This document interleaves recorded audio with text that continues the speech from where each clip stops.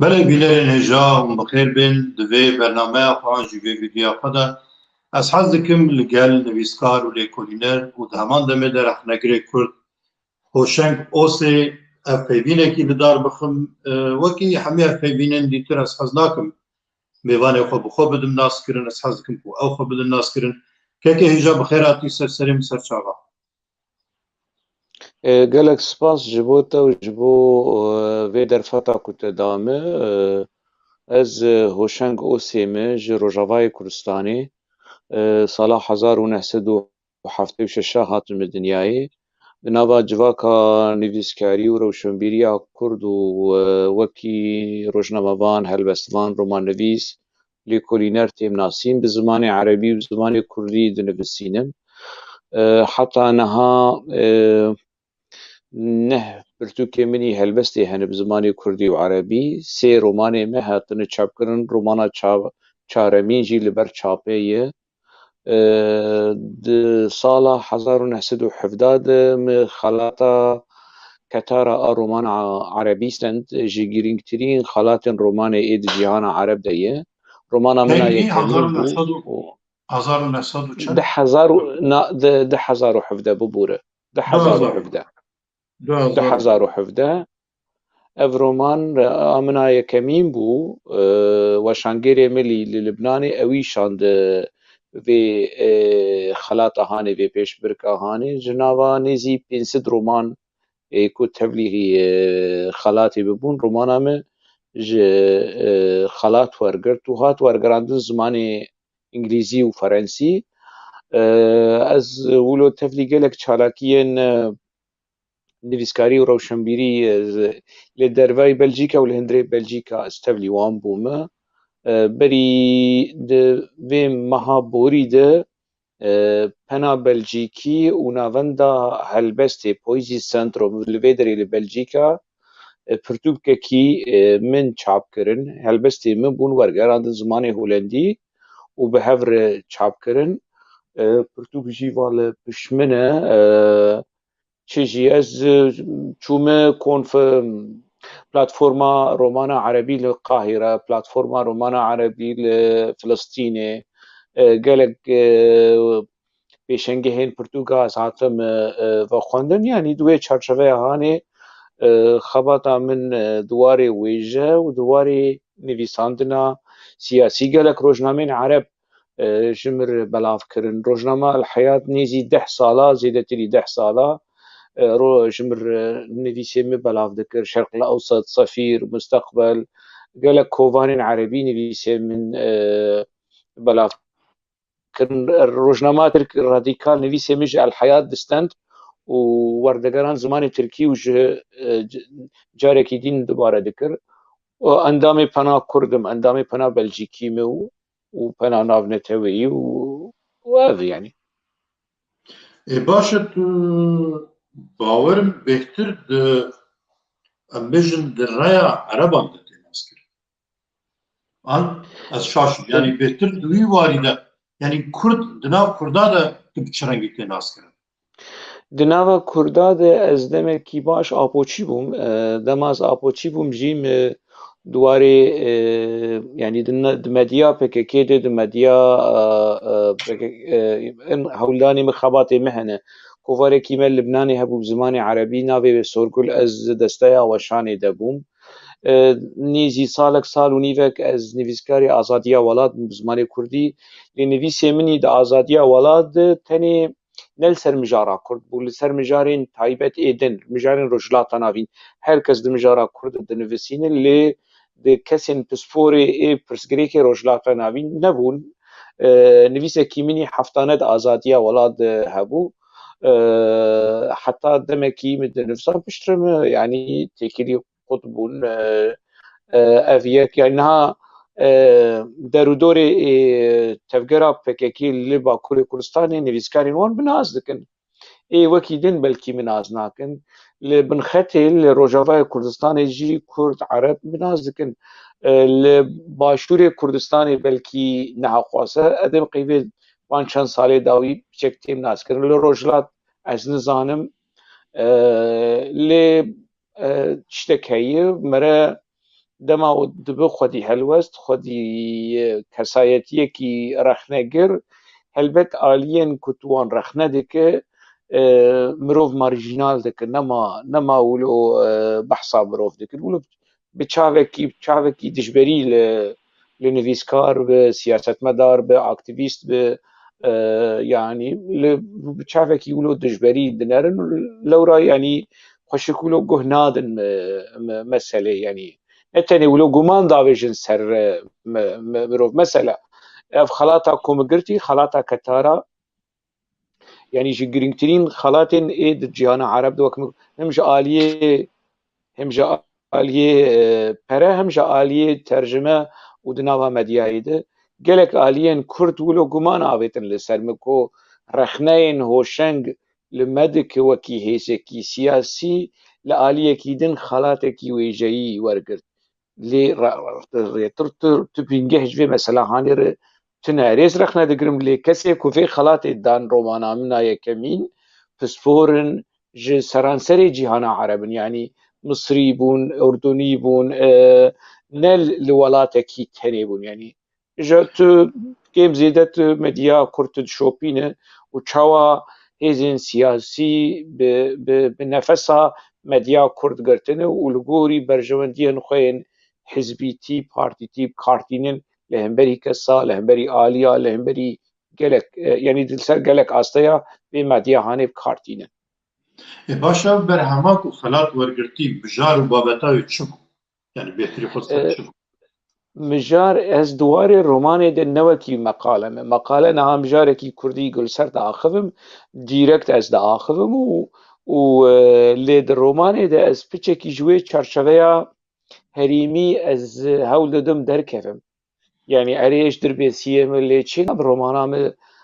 hetayê wilo li ser dirbêsiyê bi dirbêsiyê beşekî ji herêmekî ye. Dema ez behsa dîmen bi giştî dikim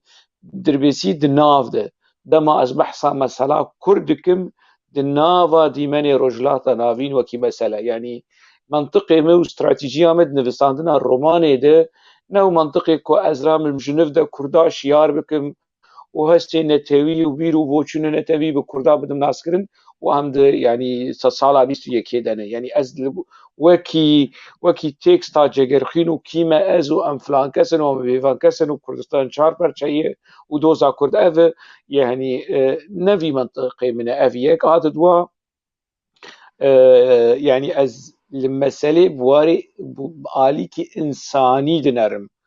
Nasnama Kurd, pirsa Kurd, êş û janê Kurd di nava êşa cîhanî di nava trajediya cîhanî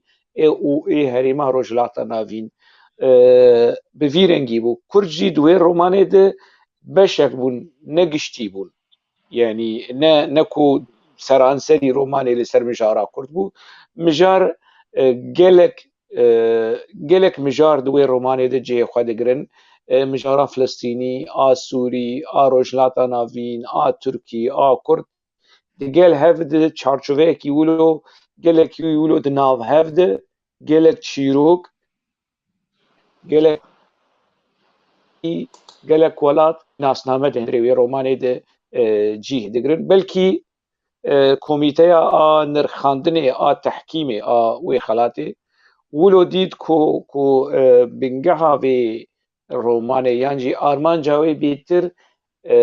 însanî ye ne ku yanî herêmî ye yan jî neteweyekî didi pêş yan jî nasnameyekî didi pêş li ser hesabê nasnameyê din belkî ev bû sedem ku xelat dan vê romanê. Paşa reaksiyona Kurda çima neyînî bû? Yani ji hember vê xelatê ji bo çi an jî çi tawanbarî beramberî te hat nekirin? Çi tişt hat nebûn? Di civaka rewşenbîrî de hinek kesên ku aynî senatin yanî meselen romannivîsin bi zimanê Erebî jî dinivîsînin guman avêtin yanî min nas dikin wekî kesekî ku lêkolîn dinivîsîne meqale nivîs gotar dinivîsîne û ji nişka ve berê xwe da romanê nas dikin wekî helbestvan û ji nişka wilo berê xwe da romanê û romana yekemîn xelat wergirt. هم جا آلیه اکونومی وک مشتر گوت هم جا آلیه ترجمه دو زمان ابو و هم جا آلیه مدیا و ناسکرن بیتر دناوا جواقع عرب ده و شنگو سیحات ناسکرن هنا كسي نفيزكار والروشنبيري كرد حتى يعني حساسية وان جوي مثلا هاني رهبو اري بيروز كرن ويعني لي دهندري خده عاجز بون يعني كو ام ده باز ده بيست روماني معنا وما خلات ورنقرد هنا جوان تفلي في بيش بركة هاني جي بون يعني بري مجي وبشتي مجي وددما مجي هناك نفيزكارين كرد تفلي في بيش بركة هاني بون وخلات نقرتن از نامجم اجوان چيترم يعني اجوان خورترم لبچك هناك وان حساسيتي هاني لجم جواكا نفيسكاري وروشنبيري هناك بقشبيني ببيروزباهي بالرومات نيسيك بون وهنا كله بنيف يعني بيروزباهي كي نيف كشتي يعني هما يعني بيروزباهي لجعالية سياسية فراني چevre و يعني در دورا PKK گمان آبێتن لەسەر vê meselahan yani mesela ku nivîskarê wan rewşenbîrê wan rojnamevanê wan guman avêtin li serî çiyî wela ev xelat dewleta Qetar wê fînanse dik باشە پێکێ هۆشنگ نها ez dixwazim veya bizanibim yani ev du devera de tevqal kir ku bi taybet medya pekekê beraberî te tiştan bêje tu jî li vîdyoyê te jî min jî temaşa kirine tu rexneyan li pekekê werdigirî min rastî xwest ku piçekî pêşî dwarê wêjeyê de hinekî temaşevanên me an jî bînerên me karî te bibînin lê dwarê pekekê de em werin ser wê mijare tu wekî rexnegirekî li beramber stratejî û siyaseta PKK'yê tu hizrê xwe diviyalî de karî ji bînerê me re derbibin yani ji bo çi tu PKK rexne dikî ez wisa Kurd bipirsim ji ber ku rexne di Kurda de pir alî tê dîtin û gelek tawanbarî jî beraber tê kirinê ji ber vê yekê tu xwe bi çi rengî dikarî derbibirî di vê mijarê de باش يعني از جبوش رخنا لPKK نكم يعني PKK د نظام خود د ريبازا خود پرجارا بحثا رخنا دکه كل ريزاويج رخنا هي پر بحثا آزاديا رامانه دکه پر بحثا ديمقراسيه دکه ذاتا يعني اگر PKK نبين كسك اللي رخنا بك اللي رخنين جدي نه رخنين سراسر دبي بخوا يعني شك وشبهات ببي كنت تشتكي ناكر gerek كيف ريخسنا بك كيف دما كمرة رخنا دقا عادد وا يعني نها اجتجي دبرسم تجي وكي خدي تجربة ازمونيا تجي هي دنابا سياسة ده ودنابا كاروباري نويسخاندن ومدياجي ده جمر مثالكي تني بينه ميناككي تني بينه كو PKK دامزراندنا خوا و حتی روژا ایرو که ام تیدنه سوزکی دایی وی گله هانه و وی سوزا هانه پیک آنیه کاتوکی کسکی بی آلی اوبجکتیو بیج دیرو که PKK ده PKK وی سوزی دایی و پیک آنیه سوز دایی گله کرد وکی سلوگان وکی درشم وکی سوز وکی چه به تکی جد آسیده و براستی پیک آنیه تنه يعني از دیروکا PKK دخینم حتی روژا ایرو جدا مزراندناوی وکی خستکا دولتا نتاو کو بنگها PKK لسر هاتی آوا کرن کردستان بندسته کردستان چار پرچهیه و امی و کردستان هانی رزگار بکن پیوستی بچه هایی بشری چکداری بشری گل بشری نزانم چه وگر دیروکا PKK قناغو لدرشمین وی بنره تبنر حمو سوزي كداي قال حمو شعار وسلوغان ودرشمين كو PKK هلداي عيني دميد PKK تشي في سلوغان هاني في شعار هاني من بيكري نها شر الدولة نتويدك شر بيرو بوچوني نتويدك كد بينه تشتكي كفنه پرست باشه اگر تشتكي كفنه پرست به ديمكي هيمه بنگهينه ريخصنا PKK كل سرعات آوا کرن تشتكي كفنه پرست 20 ساله ج 1978 حیا نوتونها حیا ده حزاری زیدتری 20 سالا PKK برê Kurda davê duruşmaya hanê û çemên xwînê û hatin rijandin ji bo Kurdistana serbixwe û azad ji bo bîr û bûçûnê netewayî. Paşê PKK ev kesên niha piştî salê 10,000 vana mere nikare şehîdên serxwebûn û azadiyê wan bihesîb. Vana şehîdên Komara Demokratîk û Netewaya Demokratîk in. Ev ne ciyê rexneyê ye. Yani baş e niha armancê PKK ku niha dixwaze demokratîzekirina civakê û civakekî ekolojîk û wekevî nabera jin û mêr û tiştên bi vî rengî, ev armancên partiyekî sivîl e, ya partiyekî siyasî, ne armancê partiyekî çekdar e. Pîwîstiya van armancê han bi çekê çi heye? Li kîjan deverî di dunyayê de civaka ekolojîk bi çek hatiye, yan jî civaka demokratîk yan jî demokratîkbûyîna dewletê û civakê bi çek hatî pêkanîn. Kana ji min li dîrokê ji destpêka dîrokê û heta roja îro vê mînaka hanê tibîne. Gotibêj wala PKK yan jî derdora PKK bêje em mînaka yekemîn ji ber ku tu mînak tune ne yanî. Ev armancê ku PKK pê bang dike, pêwîstî bi xwînê ye, pêwîstî bi şer e, pêwîstî bi heqwasa qurbanî heye. Yani ev ne mafê gelê Kurd e ku rexne li PKK ya mafê her kesî ne tenê nivîskar û rewşenbîrekî Kurd yan jî rojnamevanî Kurd rexneyê li PKK bike. Ev armancê komeleyekî civaka sivîl in. Yani heta ne tenê armancê partiyekî siyasî in. Baş e em ê qebûl bikin wek armancê partiyekî siyasî. Baş e ev şerê çekdarî, ev silah, ev şerê ku tê darxistin ka pêwîstiya wî bi silah bi çi heye?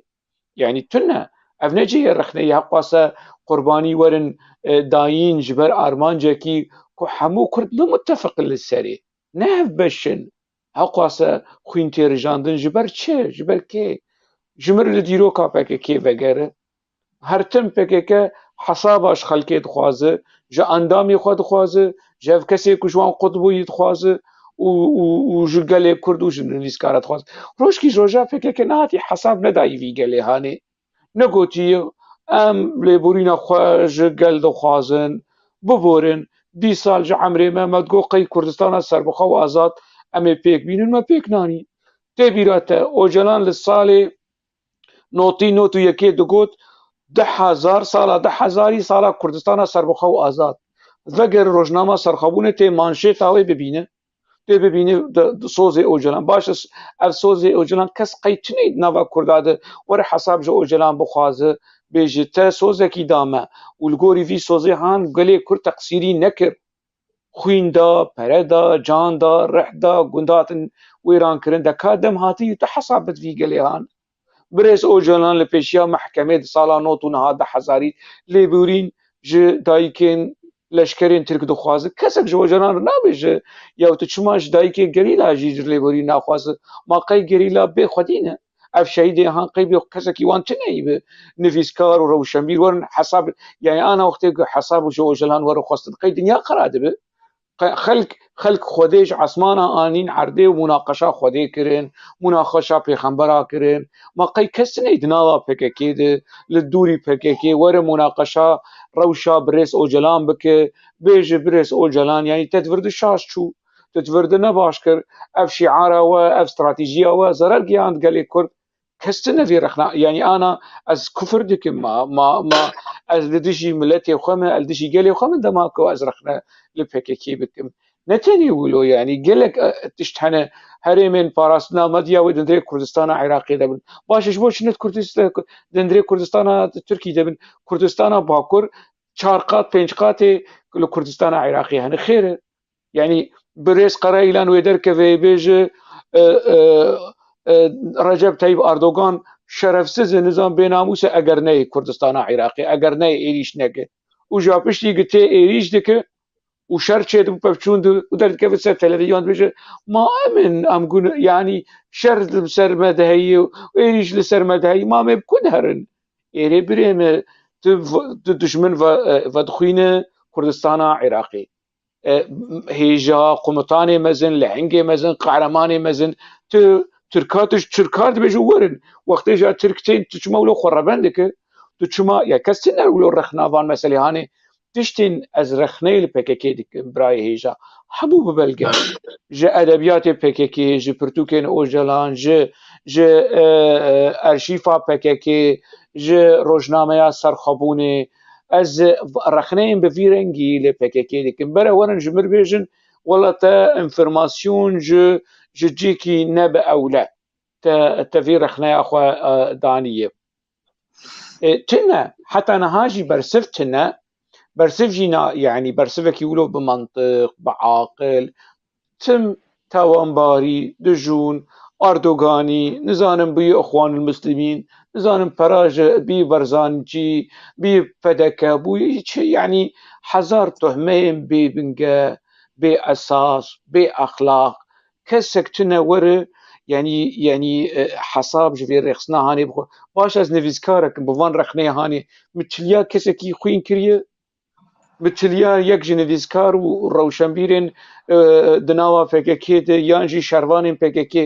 کسکی ایشان دی بوان رخنه هانه یا پککی خلد بن اشکنجه ده کجه آدو پر خورتکی کرد جوانکی کرد د زندانین پیاده و زندانین خسریا دموکراتیک لروجاوای کردستان کو وقتی وند بین روجاوا لباکوری کردستان آوا چماد چیکه کی جو هی کل روجاوا دولت چی بی و نزانن و به حال کرده بن خطه کتی چ جهنمش بن دسته پککی صبري اوك ناچ دير سمي ناچ آمده والقام شلوش خرونه قرا اعلان هر ور للروجاواي كردستاني يود صالي نوتي حشتي دو اوجلانك ما هبو لنها لبن خطي للروجاواي كردستاني حمول سرسري في ملتي هم بونو اوجلان باش افنجي رخنه ما قي دنياي خراب ما يكفر ببار رخنه رخصنكي سياسي سلاح بكارتينه مديا بكارتينه حقاسا كانالي وي تلفزيوني هي ارتشك نفيسكار وروجنامافاني وانا يو تحملا وانج رخنه نفيسكار كيتنا افتشي يعني ابكتني حالي كاتشمر شروفه بك جمر بيج از بحثا قاتا نفيسكاري وروشبيري كزنا اخف اجي ناخذ يعني اجي دبي خو بقرم اجي رخنا نكم يعني اجت رخنا دك حزار عيب وعار كراسي خوي رزياي المرود كنياو والله انا حقيقه خديه يعني تشاوى رياكسيون تشاوى همبرتا هلوس تشاوى يعني يه ريخستنت بي يه ناب ملت بي يه نويسكار وروشنبيرات بي همبرتا هلوس تشيا ريخستن دمديا خد بشيوكي ديركت نابجه لي انفورماسيون جيفيني واني هندرين تنجبره انا من گوتارك درخست يا 29 قانون 2020 مالپرا ليكولين اورك يعني همبرتا قالك تاوانبار كرنين حشت دردبرن راست باش خسكات جمر ويلي توي گوتاري جمر لينك هاي بشينه جبوغا از برسف يكو از برسف اوان بدم يعني مقصدا من ناوا از وكي حمد راكشانك در چه بكم آوا بكم يعني از بخاطر برادا تشتكي يعني كرد نها من الفيديو تماشا كر فيديو تام تشتكي كرد بيجي همش المجارين گرنگن كومرول سرباف يعني چارنويسا گل كرد راست بچارنويسا گل كرد انا قدر كرد باكرد بن باشكرد بن روجاوات بن فرق ناك لي كشيك مشكله يعني فيديو انت از نرم كز زياده تماشا ناك انجي تماشا دكن خويا ناك يعني تو وانيرينه خو چرنگي دگهنه كردا انجي تو چاوا تسيرك كيكو گنگشيك انجي اخفتنه گوتبيجه كي فيرندي نا كردا دجي پيش بكري جبوي به هولدانه تچنا نا از نه يوتيوبرم از تشنا دماكو از رخنا دكم از جبو في بلغا هناك هولدان يعني مثلا افكسن كوجناوا بككي دركتنه يانجي عمركي ناوا بككي در باسكرن قدان دنه شروان دبن سيفيل دبن سياست مدار دبه پارلمانتر دبه روجنامه چدبه اصلي جواكي چدبه بلا دناوا ريخسنا بككي ده خودي جهبو خودي رول بم دمكي ده اگر وانا حمو با اخفن تزانه و چوره سري بككي قانها تفگرێکی ول و ڕەخنەی دناوا جڤاکا کورد تزانێ یا مثلا نەها ئەف کەسێک و ئەمێ بێژن نەها دناوا پەکێکێ de 100,000 کەس hene êmane 300-400,000 kes jî dev ji pekekê berdane xelk çima naçin wan guhdar nakin kevana çi dibêjin wana çima dev ji pekekê berdan ev ne cî pirseyê ev kesê hangi biaxivin her kes û defterê xwe veke şahidê bêçiqoy se bi yerên kuştin bû yerên winda kesên winda a berî demekî min behsa bû yera Lezgînê Gedo kir Lezgînê Gedo nivîskar helbestvan rojname muzîsyen çi ji te bêjim spîker û dostê PKK û dilsozê PKK PKK wî kuşt û ev 20 sal bû yera wî winda û ji ehlî diçin mala wî nan û ava wî malbata wî dixwin û wek yekî were te bavê te bikuje û were li cem te û ji xwe heneka ter bike wer mala te nan û avê bixwe û li mala te razê ya ma ev di kîjan felsefê de heye di kîjan mantiqê dîrokê de ببوره نها جبوی صدمات و یا راستی از با گوتوبیج عن جوا پیوینا دار دخم جهنکیه و از حال دکم که مجارن راستی سیاسی یه لشکری یه جواکی گو کردات دیکل دار دکن بخم روژوی دا کرد سربا مقصد همه جبوی برجواندی کرد بونه جبو برجواندی کرد از حال دکم که نیرین دا جعالیه کسی پکه که وجه بینا آخافتنه یعنی او برسواته کارم او karım şurubek ser nedine tabii yani maksada mı juha eve mesela tüz bejet ve işte pır işte götü iddiadaki tü derdi pır ciddi yani pır gerengin ne ama aligire peki ve had bejet bu bura dibin demaku hemi erişe dijmin sermana و herkes dixwaze ku xisarê bide Kurda rexnegirtinên vî rengî tuş xisarê jî didin an jî zerer didine berjewendiyê Kurda ez ji ser navê raya giştî dibêjim yani ez ne ku wekî pirsaxwe dikim tu ji bo vê çi dibêje baş e niha baş e ez ê qebûl bikim ama bi wesîleya bibûneya programa te tu kî dixwaze berpirsên PKK ji birêz Ocalan bigire ez xwe bawerim û Cemîl Bayik û Duran Kalkan û Mustafa Karaso evane ê qata sereke a PKK qata duwemîn a sêmîn a dehemîn bere yekî wan were û ez û te û ew û em ê van nîqaşê han li pêşiya raya giştî bi şêwekî fire û zelal û serbest biaxivin ez wek bi zimanê erebî dibêjim tehedî ne ev ne cara ewil ez dibêjim bere werin tiştê xwe û mantiqê xwe li hemberî mantiqê min rû bi rû nerîn bi nerîn belge bi belge gotin bi gotin û ê raya giştî bere hukm bike ki hala mantiqê kî rast e kî ez nabêjim ez rastim lê bere ew werin rûberû bêjin ku hoşeng nerast e ev yek a di duwa ev çîroka ku niha rewş teng e û niha newextê rexneyê û rexne zererê digîne berjewendiyê Kurd rexne zererê digîne berjewendiyê Kurd yani civak bi rexneya mezin dibin û geş dibin me jî bi rexne pêş dikeve û dînamîzma civaka û dewleta welata rexne ye yani sed mejiyên rexnegêr Ewropa ji rewşa kambax û kevneperest rêl pêşiya dewletên Ewropa vekirin sed mejî tenê sed kes baş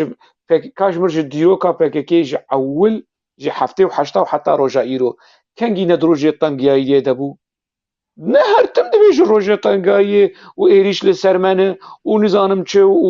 û ev gerek pêwîstî bi rexne nayê û rexneyên tûj rexneyên li gorî kêfa PKK ez rabin bikim yanî bere termometra PKK a rexne em yan jî pîvan yan jî mîzan em deynin wela vêya li gorî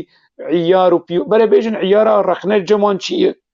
yani pîvana miqyasa rexnê ceman çi ez ê li gorî wan bikim xem nake ez vê jî qebûlim bes bere bêjin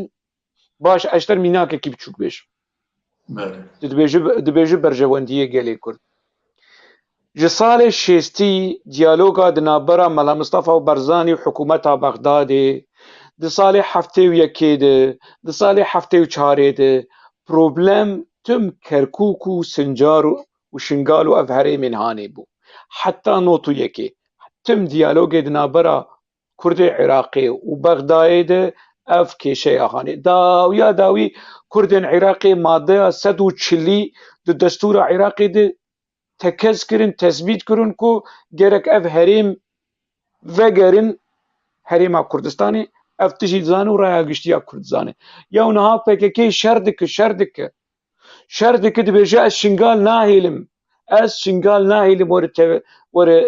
yanî tevlî Herêma Kurdistana Iraqê bibe nav neqşeya Herêma Kurdistana Iraqê bibe ya wijdanê kî vê tehmûl dike wijdanê kî yanî Kurd heqwasa sal şer kirin heta ku di destûr di anayasa de destûra Iraqê de tespît kirin ha PKK dibêne ez ê xweseriya demokratîk li wê derê ava kir birê me her xweseriya demokratîk te li Amedê danî te Amedê kir xwelî te li nizanim li Nisêbînê danî Nisêbîn ser û bin kir xendek û mendeka te li wir çêkir keseka baş e PKK hesabê xendeka da gelê Kurd heqwase kesên tên girtin yawma di tarîxa Cumhuriyeta Tirkiyê giş veger di ticarî de heştê parlamenterê te çêbû ya AKP koalîsyon ji PKK dixwast koalîsyon û PKK qebûl nekir li gorî bîr û boçûnên çend kevneperestên çepgirên genî ê Tirk PKK ana wê bibûna dendrê hikûmetê de wê koalîsyon çêbûna wê rewşa gelê Kurd rehet bibûna PKK qebûl nekir AKP çû xwar bi meheber çêkir ja nihal xwe dixin û dibêjin me hikûmeta wê çaxê bibûna hikûmeta PKK AKP û PKK qebûl nekir ka kesek Cemîl Bayek ji 2013 di serokê PKK'yê rojkî ji rojda raporekî dayî gelê Kurd ev çend sal e Cemîl Bayek serokê dîrekt ê PKK'yê rojkî hatî hesab dayî vî gelê hanî wela me di vir di wenda kir me li vir de em şas çûn em ziyanê me zererê me pir bû baş e ez bo çi li rexne li PKK nekim bere PKK were rojekî bêje wela evaz ez bûm di rewşekî rehet û baş û de kerem kin werin îjar werin me rexne bikin tune her tim devê gelê Kurd bi silah bi tehdîd ya ev tevgerekî li ser rexneyê ava hatî ava bibûre bi gelek hejmarekî pir zêde Kurd bi dilê xwe jî gel PKK ne bi zorê nava gotinê gotin bêje ew jî belkî qebûl nekin an jî di ji wê derkevin ji bo van sana çi em hemû kes em bi dilê xwe em ketin nav PKK û em bi dilê xwe jî em ez ji nava PKK derketim yanî nava PKK di nava civata xwe dibêje me berawî da ev ya dixwest bibe berpirsiyar û keryarîst û nizam çi vir ha derew ez belkî yekemîn kesê ê ku ji Roj TV wekî protest ez ji Roj TV derketim îmêl hîna li cem min û ferda çetî naz dike ez mijdev ji PKK berda wekî protest ez qebûl nakim vê wan ji min xwest dema zatin Belçîka hevalê weşeng em reca dikin tu nivîskar û tu yê te nekliyî û têkiliyê te hene û nizanim çi û tu tê nazkirin were di Roj TV dibixebite min nedixwest ez li vir bim min nedixwest ez li Belçîka bim yanî min dixwest ez xizmeta Kurd di nava rojnameyên Ereb dest bi çekî nazkirim ez biçim Londra ez biçim Londonê li wê derê ez bêtir yanî di nava medya Kurd ez çi xizmetê gelê Kurd di naviya medya xelkê dimere dikare xidmeta maf û doza gelê Kurd biku wê çaxê zapoçî bûm dibin fediya de dibin ew ê dest ketim navê meselê şeş heb me ez di nava medya PKK de mi kar kir ya mi dît ya ev partî çawa navê partiya Karkerê Kurdistanê ya ev xuya karker evet xwe tu were karkerekî rojnamevanekî nivîskarekî tu wî bireş di nava saziyê xwe de ji bo ku tu pereyê zêde nede tu wî bireş bişexulîne ev çawa partiya Karkerê Kurdistan ya çawa berjewendiyê karkera dide pêş yanî tiştên neqanûnî dendrên saziyên PKK de û bi taybet ê ragihandinê bi deha rojnamevar nivîskar xebatkar wan bi reş PKK yani bibûre PKK bi dilxwaziyê kar dike ne bi ser esasê pera û Na kêşter gotî dilxwazî feqîrê kadrên eskerî û kadrên siyasî dilxwazî ev hemû nivîskar û rewşenbîrên ku di nava PKK de hene meaşê xwe distînin Ehmed Hüseynî meaşê xwe distîne Helîm Yûsuf meaşê xwe distin 15-20 sal Ajder Şêxo Wilo اف کسی که توان یک و نازک کیوان ولو جوج برخوا نواف و خلیل و نظام کیش برخوا ولو خو بخشید نوار مدیا پککی د کار دک شکلو تنه اف کسی دنوا کنکی د کار دکن هر کس را معاشی وی هي کیم بجی ل هي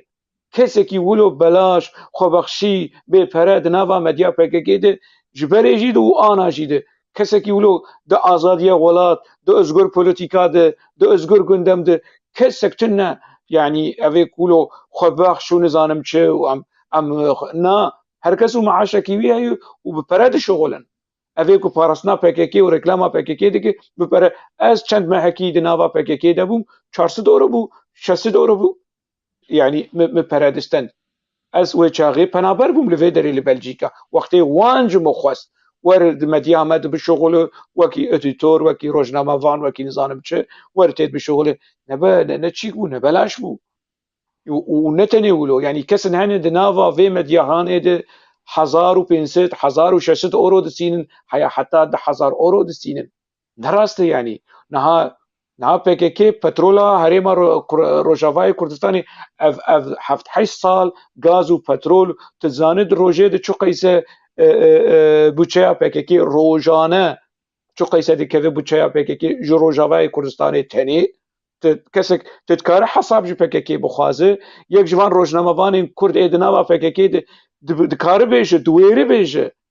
که پترول بکده چه یا آوایی کی روجافای شارع کولانکی نو جبلی ای روزنامه جبلی ای رژیم بعث آوانک فرب کده چه اف خیر و بیرا روجافای کردستان دو کفکی داره دو بسلاح و دیسا خلق روجافای کردستان خلق باکوری کردستان پیتی کشتن یا ما قی کستنه يعني حیا کنگی ولو اف بیدنگی هانه یا اف کسی کولو بیدنگ چوا ولو رحت رات زین چوا تحرحت خوارن دخون چوا ولو مشتر میناکا لازگینه گدو آنیا به ویدیو کینو چکریه لسر میناکا یکیدن لقمان یوسف حسین عبدو اف 20 سال خباتكار ولاد باريس انا ون بحثا بيرين جيتا ميدكن وبيرين قاتلين وان فاعلي وان ديار اي باكوري كردستاني يو باش بحث بكن بحثا جيتا مي بكن بس بحثا بيرين PKK بكن بريز اوجلان د تموزا د 1008 بحثا 15000 كس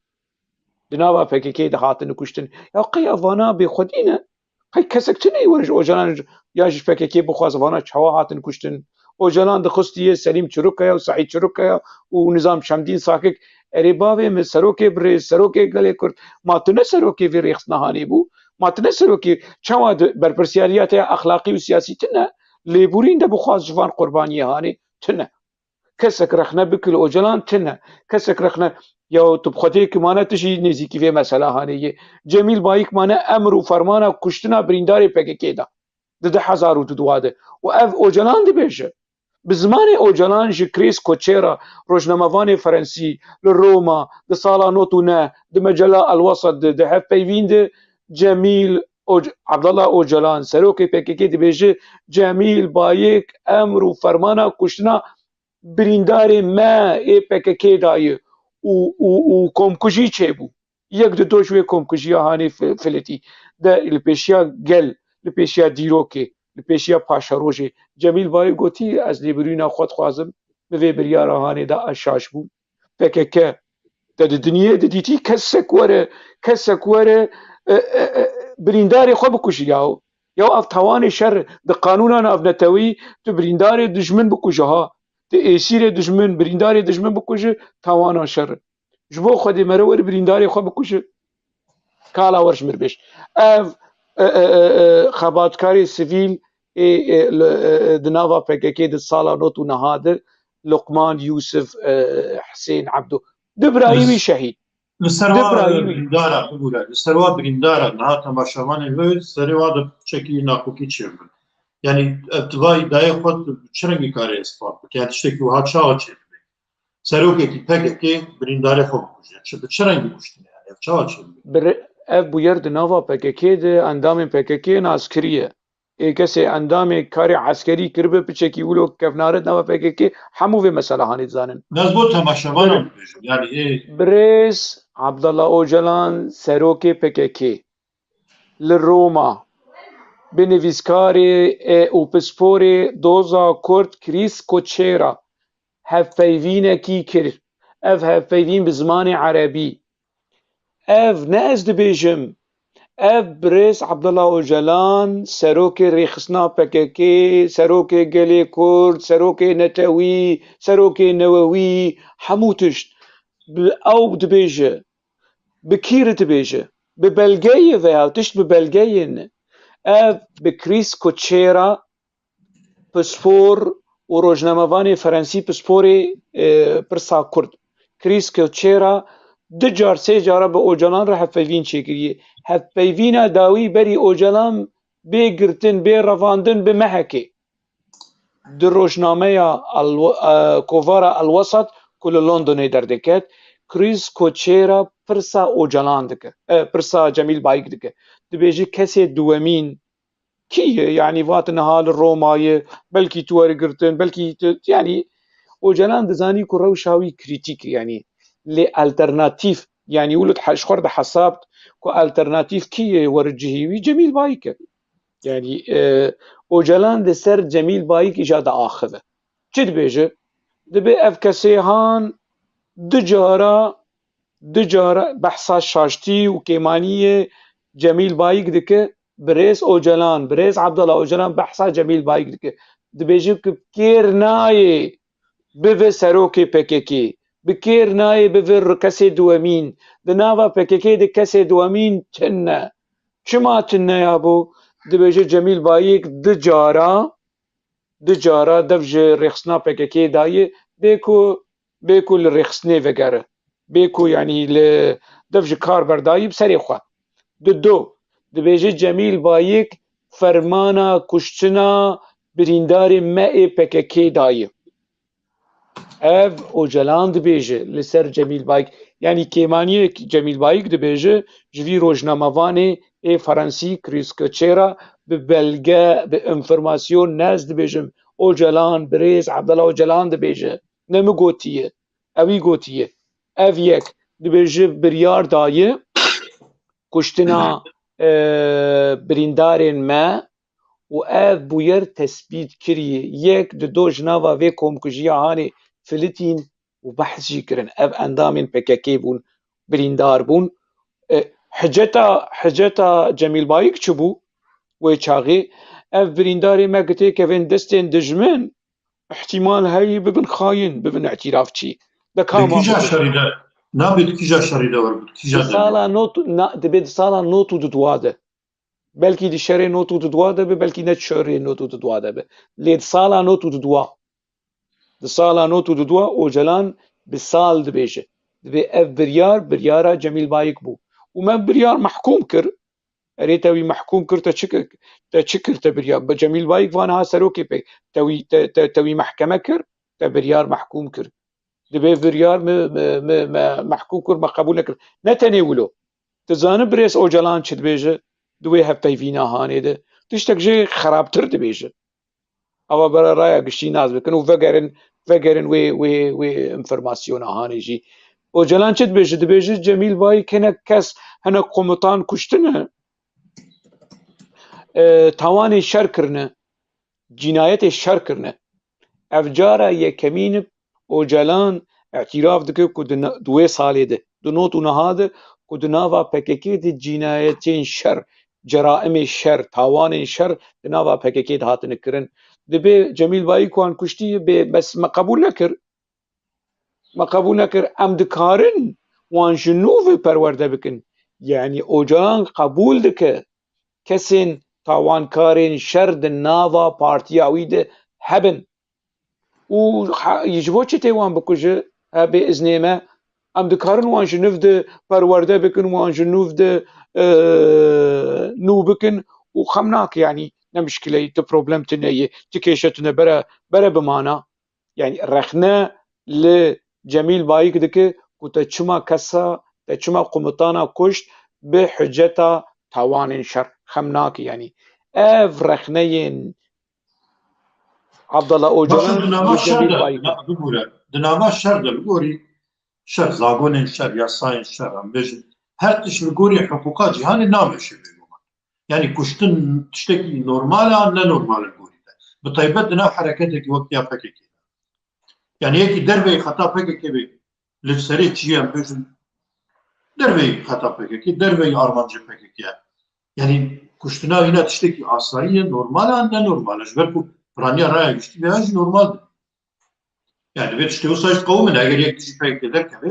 كاري وري كشتنا اري نها تشتن ولو دقومن نافا شراد دقومن لي سازي ريخستن وكي شالية أخلاقي شالية سياسي مانا بحثا أخلاق دكن بحثا آزادي دكن بحثا مروفاتي دكن بحثا رحي هافالتية دكن يعني أزي تشوا يعني تلقوري مانا اف دستورا انساني كو بكيكي پر بحثاوي دكن دفج بكيكي لسر زاغوني نافنتوي امزنه كريه قمناك امزنه كري انا هناك برنسيب اخلاقي هنا تندري ريخصني ده نابه يعني افجر دا خويانيه نافي بيتشي اوسمان اوجلان براي عبد الله اوجلان چت بيجي دربارين بويرين طاري وندا دندري بكيكي دبي سري سدي ده هاي اوجلان جي هبو هاي عبد الله اوجلان جي هبو سري سدي نوت هاي بيجيت نبو اوجلان دبيجي 15000 کەس حیا 10080 ها ji damezrandina PKK حیا 10080 15000 کەس yani bi qasî sê Helepçe di hundirê PKK de çêbûye demîrekî wijdanekî tehmûl dike baş 15000 kes serê sedî 10 para Ocalan e hayê Ocalan jî hebû hayê Abdullah Ocalan jî hebû ev kî dibêje ev Ferhad dibêje Osman Ocalan dibêje û serê sedî not hayê Ocalan jê tunebû باش سری سدی 10 بجی سری سدی 5 به سری سدی 1 به ji 15000 سری سدی 1 ببره 1 yani 105 kes bi biryara Ocalan hatin kuştin ma ev çi ma ev ne mesuliyete dev ji her tiştî hemû ber mesuliyeta direkt û a nedirekt a objektif a subjektif her du jî derbarê 15000 kes bin 105 kes bin mesuliyeta Ocalan heye mesuliyeta rêxistinê heye ريخسن حساب خست ريخس اوجلان حتى نها بحساب يرى محسوم قرقماز كود النافا كمينة كيد النافا بدجمن ربفچون چه بيه و 27 آداري 28 آداري عقيد جيانا خوشدس دا لدنافا PKK دو دنافا ارشيفا PKK دو همو كس دزانن قلق كس دزانن برز نبيجم همو قلق كس دزانن كو في شك جي داويد لهاتي لما لمعصوم قرقماز هاتي كتين وحتى انه هاد دوسياي فكري كي معصوم قرقماز كشت كس نزانه بفيشكا تركان هاتي كشتن واف اوجلان دبيجه كتابي خودت برتوكي خوده لي برسين اوجلان چت بيجه دبيجه بيشتي 20 سال كو كثيره يلدرما كي خاين اعلان كر و بيلوت ونزانم د پرتوکاویا داوی شهرستانیا دموکراتیک دبه خمنا کدی سافگرن لی پرسیم بکن بلکی کثیره یلدرم نخاینه اری باوی مسروکی گلی کت افسی سال تجبرت بيش خاينه نو هات بيراتا تجبرت تو كثيره يلدرم بكن خاين بيلوت بلكي نه خاين ب افسی سال دناواد PKK دم هاتن پرورده کرن کو اف هر دو خاينن و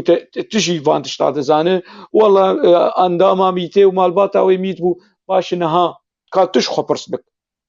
كي دبن باراسنا ميته دينها كي سلاح عثماني اي دولتا تركو سلاح دريا اي درياو قراه هوا قوت لري ودنس قوت لري باراسنا كي دكنيابو كالاش مربش ازشتر ميناك كي بيش ده حزارو ششاد نوچه ولو بچوك در باس بو د مدیا ترک ده کس گوه ندای فروکه کی هلیکوپتر کی مدنی لکس کی ونداد گر یعنی زی کی امرالی بو د جیده د فروکن شر جنگی F-16 چو F-16 چون پیشاو وی فروکا آ مدنی و وی بخستانه جبر کنی زی کی امرالی بون روشنامه حریت کرنوچه داخست کو چکی سلاحی ما فروکی ما پاراسنا سروکی ریخسنا تروری دک کسک بحثناک نها 20 سال 21 سال د امرالی د الفوتو او بريس او جلان بنر ما شاء الله يعني خدي صحته وعافيته بديه نوكي دما شاميه dibin tejrîda serserokatiyê û nizam çi. Baş e Birêz Ocalan ev 20 sal di zindanê de 24 saet gireva birçîbûnê ketî bir gireva birçîbûnê. Serokê çêna bi têkeve gireva birçîbûnê. Ya bere du roj sê roja têkev gireva birçîbûnê. Ev ne ciyê rexnê ne, ev ne ciyê pirsê ne. Derbarê Birêz Ocalan, derbarê Cemîl Bayik, derbarekî derbarê Duran Kalkan. Ka bere ji mir tikî dixwaze ki bere yekî berpirsekî paye bilind ne paye bilind. Rewşenbîrekî PKK werjmir behsa Duran Kalkan bike. Çend heb malbata Duran Kalkan di nava PKK de hene. Duran Kalkan ev 30 salî hînî xwehînî zimanê Kurdî nekiriye. Baş e yani ev Duran Kalkan kî çi ye, ji kur e, çi eslî ye, çi qeyset nava şera dimaye. Bere bêjin heqwasa tim Duran Kalkan û Cemîl Bayik di cebheya dawî de ne. Ana qere îlan şer kirî erê me fêm kir. Navî wî çi ye? Nîzametdîn Taş şer kiriye erê. Ev giregirên PKK vê ku di nav PKK ew kuş PKK qut kiriye. Baş e çend cara Duran Kalkan birîndar bûye? Tiştê ez naz dikim Cemîl Bayik pişta wî dîsk pêr çêbûbû. Ez nizanim eger çend car birîndar bûbû bêjin wela di vê filan êrişê de serokê êrişê komutanê êrişê Cemîl Bayik bû û birîndar bû. Tu ne? Baş e ev Ama ne ciyê pirsê yani ye? şart, evna ne şart pekaz bim. Yani yekî rêvebir bir ne şart şart. Evna ne Ne pîvan. ana ne çima pîvan e çima ne pîvan e? Yani Çima welat qere îlan di nava şer de binayê me ez vê pirsê bikin wê bêjin rêvebirek yani serokek em bi xwe naxwazin ku herî pêş here şer. Heta em hebin em naherîn serokê me şer bike em ê şer. çima Yani Mahmud daha bir Xwedemez di ez nava vê şer pirsî de bû. dibîzim. Ez ber Na na baş e. Çima Mihemed Qeresûngir di hîna ciwan bû, Mihemed Qeresûngir PKK berî ku fîşeka xwe li dewleta Tirkiye berê xwe da Kurda. Mihemed Qeresûngir berî damezrandina PKK li Sîlwan û Hîwarekê Sîlwan û Hilwan û Sîwarekê şer li hemberî Bucaqa û Eşîra Sileymana li darxist wê çaxê û ji damezrînerê PKK bû û serokê baskê eskerî û yani di wê qunaxa hanê de karê leşkerî kir. Mehsûm Qorxemaz wilo di nava cebheyê de bû, di nava şer de bû û êrişa Pazê Tebaxê yek ji kesên de êrişa Pazê Tebaxê de bû. Yani baş e yani me fêm kiriye bo Cum'a lê Ebas çima wilo ne komutantiya di cebheyê pêşî de nekirma. De ana ixtiyar bîye temenê wî mezin bîye erê me fêm kir lê berê. Yani ma ne ciyê pirsê ye? Yani Ocalan me fêm kir ser çava Ocalan di jiyana xwe de fîşekek neteqandiye. Ocalan biner. Ocalan ji rexne li Cemîl Bayik dike dibêje di cara Cemîl Bayik dev ji rêxistinê berdayê bê ku li Komîta Navendî vegere, bê ku li serokatiya PKK vegere, di cara dev ji kar berdayê. Ocalan di heftê û niha de ji Bakurê Kurdistanê hatî Sûrî hay kesî jê tune ne Komîta Navendî ya ma nev sazî ma nev rêxistin ma nev valê te hene. Bere ji Xeyrî Durmuş ribêje, bere ji Kemalpîr ribêje, bere ji Cum'a ribêje, ji Ebas ribêje ma ne Komîta Navendî ye bû bi Mezlûm Dogan bûyera Mezlûm Dogan girtina Mezlûm Dogan heta niha te kolayî tu zanî çawa Mezlûm Dogan hatî girtin? Ebas û Mezlûm Dogan di otomobîl bûn. Otomobîla ewilî a Ebas bû gerek her ji bo ku rê ew bike. Ebas belgeyên serxwebûn û belgeyên civîna Urfayê di hundirê otomobîla Mezlûm Dogan de hiştibû û ti îşaret neda derbas bû ji ewa trafîkê derbas bû û Mezlûm Dogan hat girtin. Bê ku ji wan ribêjin were va me belgeyên rêxistinê di hundirê otomobîla we de veşartiye. Xwestin Mezlûm Dogan ji zindana Amedê birevînin kî berpirsê revandina Mezlûm Dogan bû? Ebas bû. û ew bûyer têk çû, ew plan têk çû. PKK hesab ji Ebas xwest ser du tişta li ser girtina Mezlûm Dogan û li ser têkçûna plana reva Mezlûm Dogan. PKK hesab ji Ebas xwest dibere werin ji arşîva PKK ji mir bêjin erê rast PKK hesab ji Ebas xwest. Ya PKK yani ne hesab ji Cum'a xwestî, ne ji Ebas xwestî, ne ji Ocalan xwestî. Pişt kesî xwestiye. PKK wilo insana يعني هما حساب اشخالكيت خو اشخالكيت بجن ورن ما عفو كر يعني افكاسي كوجناوا بكيكي رفيان يا بكيكي دور كتن ولا ما عفو دركستي كرو كي عفو بك جرك ت عفو بخوازه تش قلي كرد عفو بخوازه تش فان كسي كو توان خاپاندي بشطلوغانا بدرشمه كردستان سر بخو آزاد و آزادي و نظام چه دبره شتر بگوتانا ام کومارا دموکراتیک دخوازن و ام نتویا دموکراتیک و خوسریا دموکراتیک دمدید تفلی پککی ببونا تو سدی بحزارة كسك تفلي ندبو باشه اف 40 ساله عمري في تفقرا هاني قي حقي في ملتي هانتني يكور رخنا بك بهور بيني ببينا فرا ببلقى رخنا الفيري رخصنا هاني بك يابا والله ايريش للسرسري ما هي ايري كان ايريش للسرسري تتنبو قالاش بربش جمر زمانك تحديد بك بيج والله فلان ما هي حياه فلان ما هي حقي تهي ما في تهي رخنا بك خمنا كامي تفي خو بقرن وشاغي تاني مي رخنا بك لي دبي ونجي بميراني برسب بمنطق وبعاقل وببلقى برسب بدن نبت هوانا نبي برشكرنا انسانا از يعني لجني تاوان رشناك شاوا همبر پشتی با گوتنه تا عجوان نرینه تا وقتی تو درد بره بگو من تشتی تو بجه پر گشتینه yani ama ne vakit keşe ki yani hoşen olsa ama tişte tu bece giştine şu an hem bu yer giştine hem revşa gişti yapmak ki beraber yine çi tamam bari hem bertetine kirni ancak tehdit tişte olsa hem bertet kirni hatta اري تهديد هاتنا تهديدين بكشتني هاتنا نا يعني سرنافي شخصا سرنافي سازية مثال نمونه مبري چند سالا دوسيا وندايين دناوا PKK د لبنان اف کسین ناوا PKK د چارنو ساوان نديار PKK وان کشتیه لنابيجه دوسيا وندا قسكا چیروک کی وکی دای که شمیه ل باکوری کردستانی الهمبری دولتا ترک چێبوونا لە هەمبەری پێکەکەشی چێبوونا تێبدیتانە بێ ئەفداییکێن ku zarokê wan wenda di nava PKK de hejmara wan çoqeysene me dosya wendayiyên di nava PKK de liband û behsa hinek mînaka kir xwe ji wan agahdar im PKK wan kuştiye dizanî çi kirin çûn ser malbatên wan daxuyaniyekî tehdîd bin bi kuştinê ew hûnê di nava xwîna zarokê me de nizanim çi em ê we tehdîda kuştinê yanî bi daxuyanî bi belge PKK تیرک آنا PKK وره قراری کشنات بستین یا آمه یا آکیبه بستین ناو ناچد مدیاد نابیجه لی انفرماسیون جمرتین از روشا PKK ده مدیا ده حکیم زیدت شوپینم دریا کساده به دریا انداما ده به تهدیدین کشتنه جمر هاتن رش کرن ما براوی دایه خاینه مانا تشمر بحثا آلی کلین کر خوزکات تشمر بشینه از لیفه گرم لینکاوی کالا به چید بیجن یعنی میت اندام میتی کرو میتی چه حاره چش بو خوده اردوگانجی پرادستینه پره چه یا اف کرسیه کل سر رو نشتم از خو اما بچک بلفینم او زیق زیقا کی کرسی ورته yani ne az ne ki dulu jiyane ki super و لوکس و نظام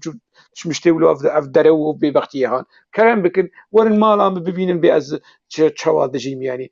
حواله بي برزا حواله كدپي حواله برزاني شرفه کشمر از 20 ساله از اپوچی بوم رومته کشمر شرفه مزاف از بم حواله برزاني کسک نکر ور حساب شما بخوازه بس تشتكي ولو تنه قال كي برزاني بو باوي برزاني بو اجي برزاني بو رومته شرفه كشمر يعني برزاني نتشتكي عيبه لي مخابن انجي اپوچی انجي ولو انسانا ارزان دبينن يعني اسفلناكم رشكنكي بفيرنجي ما براوی دای نهاتشتن اخلاقی نکارن سر ببیجن شیروک میروک کچکا و فلان بیوان تشتن سلاح شخوز زاتن مشاری چکداری نکریه او جی نکارن بیجن تشتن پره دما روشا مکرد کریزه دبول سوری جبر سری PKK کجبر مپاراسنا PKK دکر استخبارات سوری لمد گریان PKK هنک پره جواندن آلیکاریا مکرن جبو کز درکفم اوروبا از حوالی وان بوم يعني دبغ يعني مجبوري كخديل مدركفن بيشي زيجي هاشتن في داري ومو بوليتيكا PKK دي وروشا PKK وتيكليب رجيم سوري يو حتى روجا ايرو حافظ اسد يعني ديكتاتوركي كجركي خوين مجوكي تند الدنيا ده يا دوستي قال لي كرد بينن اف ريخسنا PKK حافظه سد دوستي قالي كرد بينياو يعني تيكلي جبر تيكلي نو اي PKK ورجيما بشار اسد بشتي 10,011 محل وسستان بقو ايتي بس يعني حياه في درجه وبس ما قيميراتي ام يعني بري ما قرطانت دما اوجلان لشامي بو ما قو خمناك كردش بو كردستان سر بخو آزاد وشورش ونزانم شو اف چيروك ميروكي هاني خمناك تيكلين تكتيكي يو دركت ام يعني مهاتن خافاندن تيكلين تكتيكي بون تيكلين استراتيجي دجاور صافي بك يعني رش كرن تشتين برا يعني جواندن جبو كسبين دركه من اوروبا ملوان فقراند وزيدا مالكي ما شامي هبوشتر من بحث تفاصيل هذيك مالا شامي فرود مقال كلوب تركيز نفساندن كر ببرانيزي نهده 1000 اورو يوان ملوان كر يو انا او دينداري منن دينداري مني معنوي دينداري قالي كرد دينداري حقوس قرباني وندايانه نكو از دينداري وامه دينداري وامي چمش بو خوده يعني كاچكن از 20 ساله مر باراستنا وان د چاپمنیا کرد چاپمنیا عرب چاپمنیا ترک وگر روجنامه رادیکال از ده هزار از لاسطنبولي بو بخيرا في روجي از بشيش ترسم بو از چوم روجنامه رادیکال جبو كاجوان ر سپاسی بكمون مقاله من ترجمه دكن دش خبر sayfası مودراتوري يعني اديتوري و صيفار يورم هر دوجي ج او چی جرد بجن نزانم هولدینگ آیدن دوغان بری رادیکال آیدن دوغان بو هاتن پیشوازیا من جوان رای کوشنگوس یک اختیار بعمر مزن نزانی بون یکی جوانه جمع مقاله خوستن از اشترنها مقالهش ارشیف درخینم از فوتوی ریت بدمنیه Kürt bir eser arkeolojik değildir. Meb Arabi nifsan ha tercüme kirim zamanı Türki. Ev makale de rojnama radikal bu manşet. Çu emrali. Ocalan pes newe makale hani da. Ev kul dili kolin de نها ایریش دکه و نویس نویساندیه سروکی وی نتوی پس نویسه هوشنگ اوزه ای کد رادیکال ده دردکت و زل مقاله تایبت رادیکال جمخواست ما سرت الاشتری اردوگان کروی چاقی تدی کرد آچلم هبو و نظام دموکراتیک آچلم هبو مرخنه لاردوگان کر و از لترکی و از پنابر و رو شامد تحلیکه ده لدولتها ترکی ده ترک قبول ندکرن از مافی پنابریه بدن ما يعني نتوين يكبوي قبول كربون ترك قبول ندكر مدعوة لسر حمو ببلغة مدعوة لسر وزارتها كاري هندر دولتها تركوية شاغي بشير أطلايبو مدعوة راكر لبيشيا محكمة أفضل تاين حمو ببلغان الجمع أبوكاتي أوجلان تكيد خوازه عمر قنيش عرفان دوندار ابراهيم بيلماز وان مدكرن لبيرو وجان آليكاريج متخوستن او ابوقات خودی بیرو آلیکاریج متخواستن از کسی پنابر نویسکاری روزنامه وان چه دخواستن دواره ترجمه ده نظام امی کوواره کی درخیلن نظام امی چی درخیلن هنک آلیکاری اما بک بتیکلی خو بگو سراسر چابا عرفان دوندار و مقاله کرد بیر اثر ارکولوژیک دیردر بر امرالی اوجلان پس نوی مقاله هانی دان اوا مقاله الجمنه و دو نوتا گرشمه اوجلان جیده انا اوجلان پیش يعني ويشاغي بس نه هوشنگ اوسيد دا سروكي نتوي سروكي نظام چه نهاجي PKK بيج والله هوشنگ يكي خرابه واجانه وشر تايبد وخفروتي وجوان شير يو كي خفروتي يعني كي مچي سلاح جا امريكا استنديه مچي استراتيجيه خوش دولتها ترك سروبن كر مگوت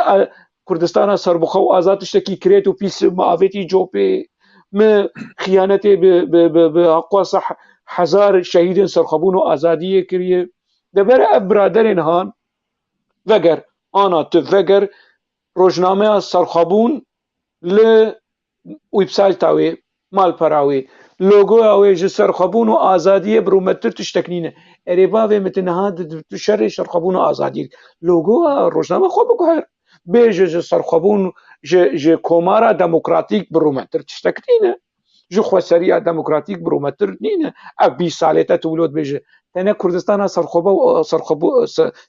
û azad te pêk anî, tene komara demokratîk pêk anî, tene xweseriya demokratîk pêk anî, tiştek te pêk anî te qebristan û goristanê Kurdistanê ji bajara mestir kir. Av her veger Rojavayê Kurdistanê her Rojavayê Kurdistanê Ez dixwazim ku tiştên bibûre li ser Rojava jî ez dixwazim we çend agahiya bidê. Yani bi rastî hergala Rojava şerê beramberî Daişê hatî kirine. An jî ew hêsa gelê Kurd, ew hestê xweparestinê navberavê û siyasetê di wê girêdanê çawa çêdike. Yani niha PYD jî rehne kir û rewşavê derê te piçekî derbirî ber mijar gelekî dirêj em dikar ser hemî tiştî biafin bêguman. Di aliyê wê netewî kurdewarî û aliyê wê siyasî çawa dikarê weznekî navberê de çê. niha li hemberî Daişê Daeş eger koalîsyona navnetewî mudaxele nekirana, eger Kurdistana Iraqê û Mesûd Barzanî bi taybet mudaxele nekirane niha Daeş hemû tişt xistibû bin destê xwe. Berxwedan hebû, berxwedan hebû. Lê alîkariya navnetewî û alîkariya kurdîtî hebû. Ev lê PKK niha hemû tişt dike milkê xwe.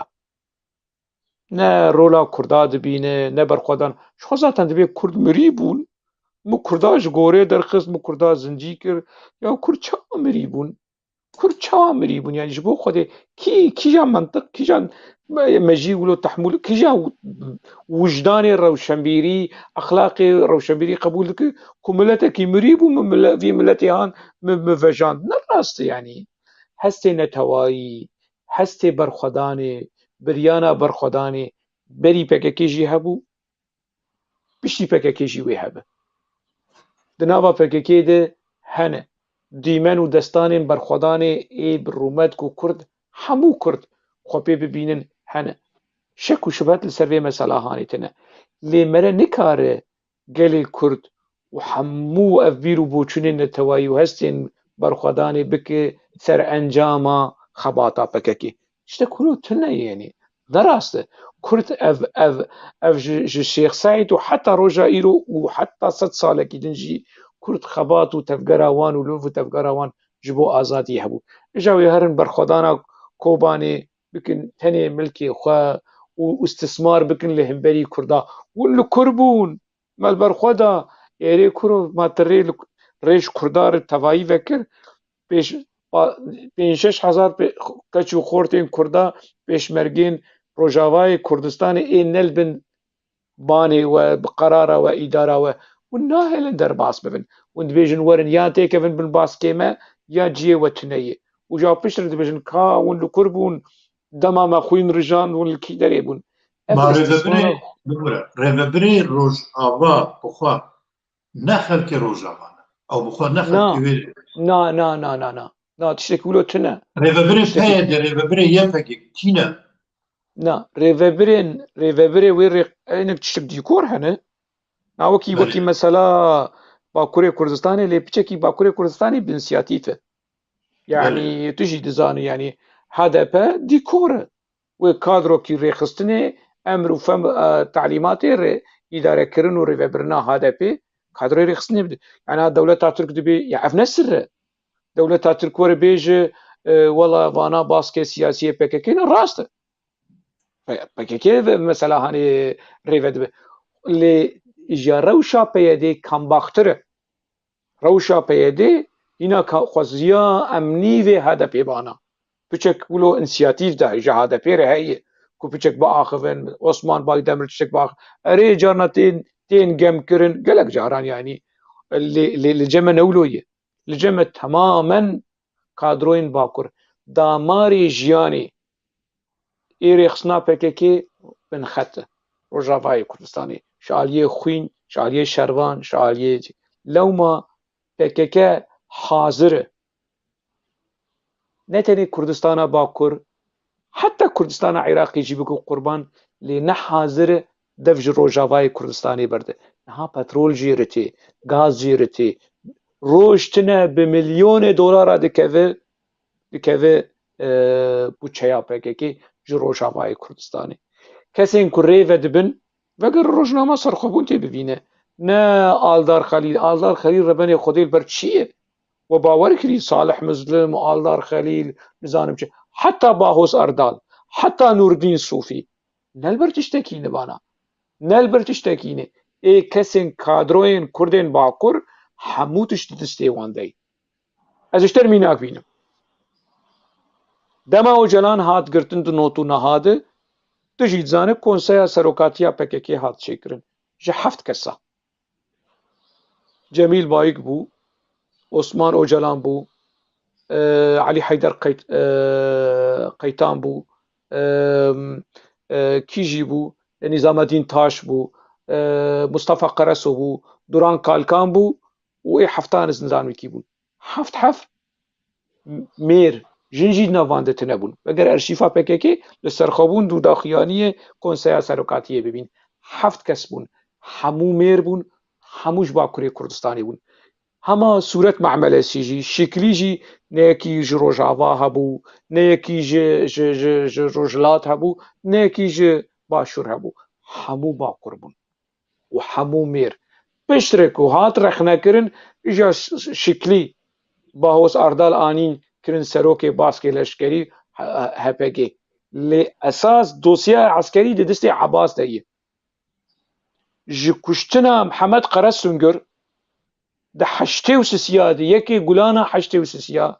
û heta roja îro biryara eskerî û dosya eskerî di destê Ebas de ye. Carna Ebas kirin berpirsê ragihandinê, carna Qereso wilo lê biryara eskerî di destê Ebas. Ebas serokê veşartî ê fiiliyê PKK ye. Ebas nikaribe vi serokê PKK. Ji ber tedî eslî wî Tirk e. Ev hesasiyetiye. Lê fiilî heya dereceyekî mezin mere karibe ji yek ji serokên veşartî ê PKK Ebas e. Cum'a jî ana te Öcalan, Cum'a û Ebas bîne ber hevdû, ew ê Öcalan Ebas tercih bike, ne wê Cum'a tercih bike. Ev tiştên hindirînin di nava Öcalan, Abdullah Öcalan heta di bûyera gengeşeya di nava PKK de çêbû ji zindanê û ev tişt bi belgenî yanî tikî tercih dike got ez hevalê Cemal Murat Qaraîlan tercih dikim. Biner Cemîl Bayik tercih nekir. Di sala jêr dewra xwe jî xelas kir û jêr dirê jî kirin salek sal û tije. Tercîha Abdullah Öcalan di hindirê zindanê de Murat Qaraîlan bû, ne Cemîl Bayik bû. Ji ber gelek sedemên me re dikare mijarekî din li ser biaxive. Qesda min ji meselê kesê ku niha li hindirê Rojavayê Kurdistanê mesele bi rê vedibin ji paş perdê hemû kadroyên Kurdên Bakurin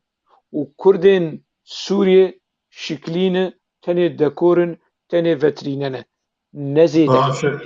Kekî hoşeng wer 4 deqîqî wextê me heye em hez dikim li ser ew hinekî rast. Yani karî te ez bala min dikişîne giranî dide ser Erebî. Ji bo çi? Yani çima tu Kurdî navîsê bêtir. An jî vîdyoya xwe tu çima tenê Kurdî naweşîne. Sebeba ku Erebî çi ye? Sebeba ku Erebî gelek kesên me li Rojavayên Kurdistanê ana meselen tu li Bakur jî binêre. Yani veger ev kanalên dijîtal û ev li ser internetê hevpevînê xwe piranî bi Tirkî dibêjin. Qebûl nakin yên belkî di sê salî erê em rexne dikin. Ez jî rexne dikim. Lê mebesta min ji Erebî ku gelek kesên ku bi PKK bi rastî hatine xapandin. Ne tenê Kurd, Ereb jî wextê guhdar bikin tê bigêjin ev rêxistnehanê çi ye? û tiştê ku ez dibêjim hemû wilo bi belge informasyonê me ne tenê analîzin yani ne tenê tehlîlin şirovene bi belge mantıqekî Kurda heye bibûre mantıqekî Kurda heye mesela bêjê bila eybê me şermê me dernekevin derve. Yani wextê tu bi Erebî dinivîsê tu Kurda rexne dikê tu şermê Kurda jî derdixê derve. Ew de baş e ez bi Kurdî rexne dikim rêxistin li xwe ve nagerin. Ez bi Erebî rexne dikim او الخوف نگرن خود از ترکیش رخنه بکم یعنی PKK از و بین با کتاب خوی تباکوری یعنی با تایب ترکی نویسی با صدی صد تباکوری با تایب ترکی نویسی با نه نه از به کردیت نفسینم اشترد بجم از چار دخوینم از سه چار دیوانه منی به کردی یعنی کردی ها میشه باقیش نه کردی کی ولو از جرزه نبوید یعنی کردیات در اخلا نکم از عربیات در اخلا بکم یعنی تبوی چی به عربی دنویسی خوازم بوی فهمی زمان يعني زمانك كو از دكارم نتهني حتى بي زورا كسي عرب جي ببين يعني افي كو زماني وي دايكي زماني عربي جي بيوكي زماني دايكيش مرة زمانك اللي جا من جبو تشز دفجي برتم يعني انا زماني مني الماني وهولندي هبانا مني بوشي بنو لغوري من نتهني زماني دايكي مرج جدوي دايكي خود دكره زمانێک کو مەرە لەسەر پەروەردە ژی دەبێ ئەگەر تکاربە هەستی خۆ ناسنامەیە خۆ بیر و بووچوونێ خۆ tu bigînî kesên din ew jî wekî zimanê dayîkê tê hesêbkirin yanî tê mere dikar bihesêbin ha ez wek kesayetiyekî wekî nivîskarekî du zimanê wî dayîkê hene zimanê Kurdî ku mij zimanê mij devê dayîka xwe girtî û zimanê Erebî ku mij di dibistana girtiye ez bi her du zimana dinivîsînim yanî pêwistiya min tune ku ez zimanekî deynim alîkî ku û yekî tenê dirit eger ez karibim bi her du zimana xwe şirove bikim xwe bidim naskirin bi Kurdan bi Ereba ji bo çi eger zimanê sêyemîn jî hebana İngilîzî ya Fransî ya Holandî min ê wî jî bikarbaniya eger bige ji wê asta hanezê wan jî bikarbînim lê wekî yani Bakurê Kurdistanê ev nêzîkatî ji Kurdan re tişekî xeter e yani betirsiya rast çünkü pêwistiya Kurda Kurdî heye ez boî rojava nizanim lê rewş yani ez boî baş Bakur bi rastî jî pêwistî tenê Kurdî heye li Bakur ev tişt heye li Bakur ji ber ku te her ixtiyarekî heftê heştê salê jî di nava gotinê wî Tirkî hene min diye yani min Amedê paytexta Kurdistanê min dîtin yani ixtiyarên gunda tu dinere gotinên Tirkî di nav zimanê wan de ev pêwîstî heye lê li cem me li bin xetê newlo bû yani li cem me bandor û zimanê Erebî di hundirê malê de tune bû zimanê Erebî me ji dibistana wergirtî yani di şêweyê axaftina me heta nivîsandina me a bi Kurdî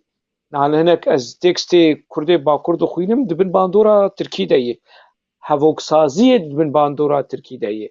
yani heta ser asta hevoksaziyê de dwarê edebiyatê de helbest be heta dwarê meqale ji cernaz û Kurdiya Bakur ez dixwînim ev ji mir dibû problem dema ku ez nivîskarê azadiya welat bûm û dema ku ez Rojtîvî de mitxebitî yani gelek gotinên heta bi Erebî bikartînin yani ne ew Kurdiya resen ew Kurdiya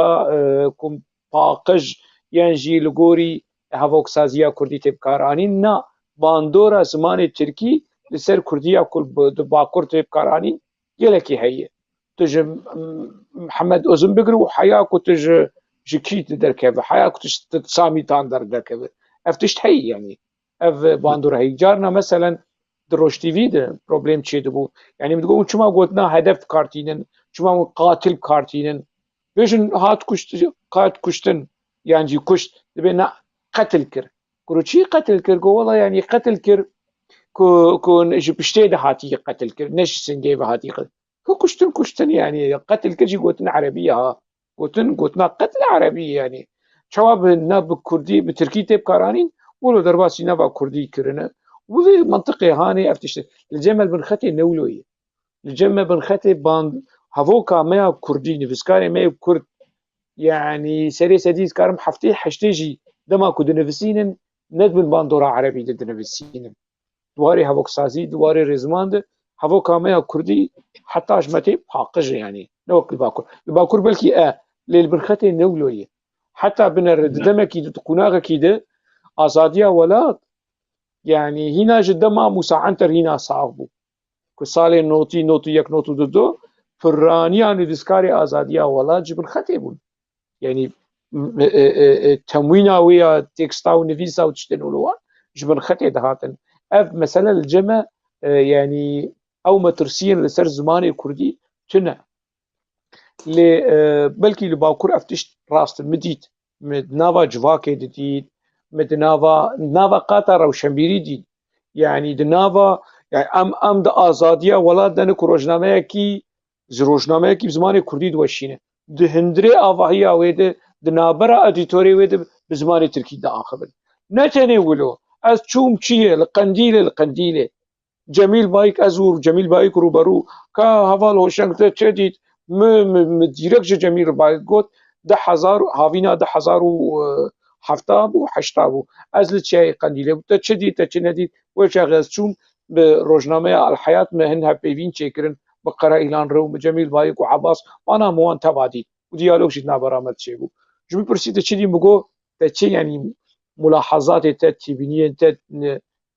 تشلجم خو قيد تشلجم خو اوكي مگو زماني كردي لفيدري مخابن يعني نزماني خاتي كيجي زماني جنبابي وجنبابكي بياني يعني نا ادايكي تدي مره زماني بچكي ولو حنق دناف ده يعني نه زماني دايكي نه خاتي كي اجنبابي وجنبابكي بياني يعني زماني سركه لقنديله وهرمي باراستنا مديا ونظام چه زماني تركيا لور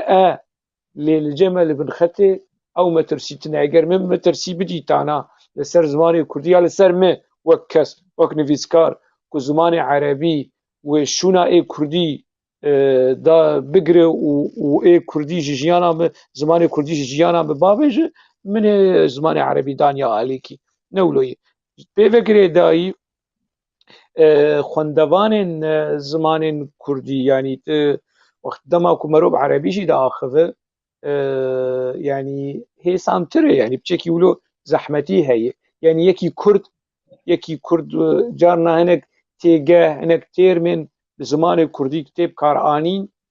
تينا جيجه اللي بزمان عربي تيدجيجه بندي بيجي تيدجيجه جبر قالك سدما ازهر دو بزمانه بكارتينم جارنا زمان كردي بشكل جبر شرط ومرج زمان كردي خود دو بيش جارنا زمان عربي خود دو بيش اللي يعني نافي يعني مثلا نافا جواكا عرب حمو كس مناز دكن والله هوشنگ اوسي نافي مو باش نافي مو وهلوستين مو وتكستين مو ديار كرن كو اف نفيسكارا كي كرد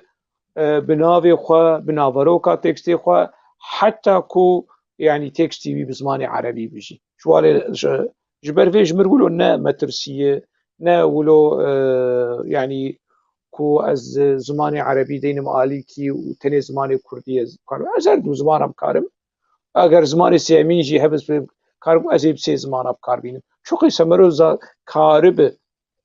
بزمانا خوا إفادة بك وخوا شروفة بك وخوا بده دربرين ناسنامه خوا پرسگریکی خوا بخوا و در دور خوا و کسی در بده دیار کرد نخوا سباش باشه بوی کردا چه کاریت چه پروژه هست یعنی طایبت بوی گشتی دبیجم نه تنه کرد روجاوا یعنی خط آنجی عرب بوی کردا بخود چه کار و پروژه هنه بو پیش روجه تا و دانه تا چه تکل پیش تا هیا گلو یعنی وقت بان نرینی خود بخواست بگینی کردا آنجی تا پروژه نتا هبن کار نتا هبن چه تکی گوتو داویه بیشش بوی نه تو پروژه منی سیاسی تنه اویک از وقت نویسکارکی سربخوا حلوست خو نرینی خود بیجم جبو رای گشتی اشکره بویرکی اگر از دوان نرینی هان شاش و میا از ببینم شاش یا تو جمر اثبات بکن شاش یا ریخستن پکه اثبات بکن که از شاشم از حاضرم لی برونا خوشوی گلی هم بخوازم جبو من نعیب يعني پروژه هم که جواککی کرد رخنهی جواککی رخنهی وره آوا کرن ترس دنابا به جواکی ده نمینن خط سول پیشیا مجی نمینن خط سول پیشیا پرسا نمینن دواره و جیده ده دواره پولیتیکه ده دواره چو کسی به کسی که ده سر رخنه ده تنه سروگ بن برپرسیار بن مزن بن بچوک بن همو کس لبن چاوین رخنه ورن در باز کرن از منیا انسانا از منیا جواکی از منیا ریخستنا سروکا دیروگ به توایی مرج نوو کارب لیوگری دیروکا رسمی کسا ریخستنا گلک شک و شبهت لسرعی گلک گمان لسر هنه Mînak tecrüba PKK. Tecrüba PDK jî nedûrî vê mesela hanî, AYNK jî nedûrî vê mesela hanî. Lê niha em bixwe em bêtir behsa PKK dikin ji ber ku PDK biborin PKK bi rastî êdî bî pirsgirêkekî gelê Kurd. Yani ne tenêj bo vê yekê jî rastî min wext têrê nake ji xwe yani hevpeyvînik saet kunî ez naxwazim pir derbas bike normal ez hez dikim yani bernamekê dîtin de em dikarin ser rewşa başûr jî rawastin. Em karin tenê ser rewşa Rojava û hizb û siyasetên Rojava jî rawastin an jî binqetê. Lê wext dema me ancak hevpas têrê dikir ji ber wê yekê mijar hindekî tenê bi vê ve bi sînordarma ez dixwazim ku dema pêş de bi rastî em li ser parçe dîtiriyê Kurdistanê û rewşa hêzê wê siyasî jî rawastin. Yani ji ber wê yekî Xem nake sersera serçava yanî te kengî xwest ez di xizmeta te deme yanî sersera. Baş dawî tiştekî bixwaze derbibire ji bo Na spasiyete başevana ez bihêvî me ku hinek sûde divan nerînê han dihebin û eger we dît ku ev nerîn xizmeta civakê nake hûn serbest in yanî ez dikarim yanî ew qase bêjim zêdeyî wê taqeta me ev tê karîna me ev e zêdeyî wê tiştê ku ez bêjim tune spasî ji bo te ji bo helwesta te û hewldana te û bihêvî ku ev hevpeyvîn serkeftî be û cê xwe bigire hinek pirs merekkarî bû divê hevpeyvînê bilivînî yanî. Bele gelek spas her bijî rastî kêfxweş min bihatina te yani me hez dikir demekî dirêj em hez dikir gel te hevpeyvînekî girengî dar bixim lê bixêr dema pêş demê hîna berdewam bikin di gelek mijarên li ser Kurd û kurdewariyê ez hez dikim em hîna biaxivin bixêr bişe ser serê min hatî. Spas xwe slavûrêz gelek spas. Gelek sağ ol. Bînerên ezîz guhdarên hêja temaşevanên hêja em giştine dawiya hevpeyvînekî xwe dîtir ez dika dikim li jêr vîdeoyê şiroveyên xwe jî binivîsin rexneyê xwe binivîsin lê di asta dijûna de heqaret û hevdûpiçûk xistinê de em van tiştana li tu de verê ji bo Kurda napejirînin lê her kesek dikare şiroveyê xwe binivîse da ez bikaribim nêrînê we hizrê we pirsê we bizanibim û li gorî vê ez van pirsana ji mêvanê xwe bikim carekî ditir gelek spas ji bo temaşekirina we eger hûn nebûne abone ji kerema xwe bibin abone daxile hûn karibin ji vîdeoyê min dîtir jî agahdar bin. Demekî xweş were dixwazim bimînin xweşiyê de pêr biçin ser sera serçava.